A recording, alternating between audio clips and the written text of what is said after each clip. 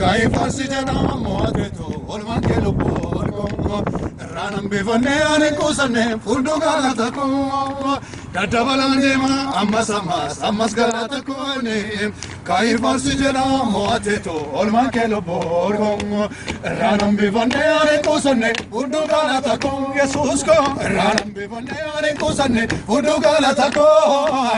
ranam bevane ane kusane fudu galata ko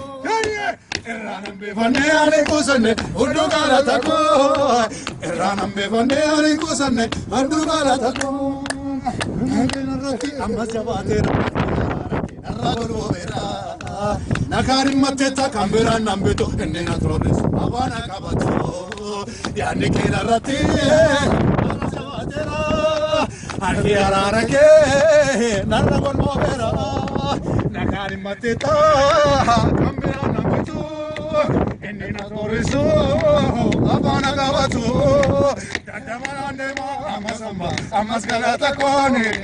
kai vasi jera motetu olma kero pogo ranam bivane ale kusane udu galata ko ranam bivane ale kusane udu galata ko ranam bivane ale kusane udu galata ko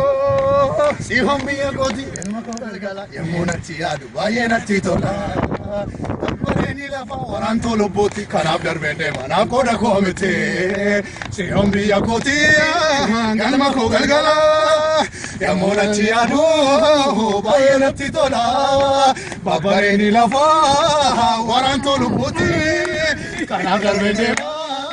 na koda komite dadawande ma ammas galata kone kai farsi jera moate to olma ke lo porko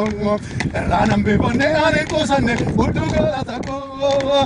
ranam bevane ane kusane udu galata ko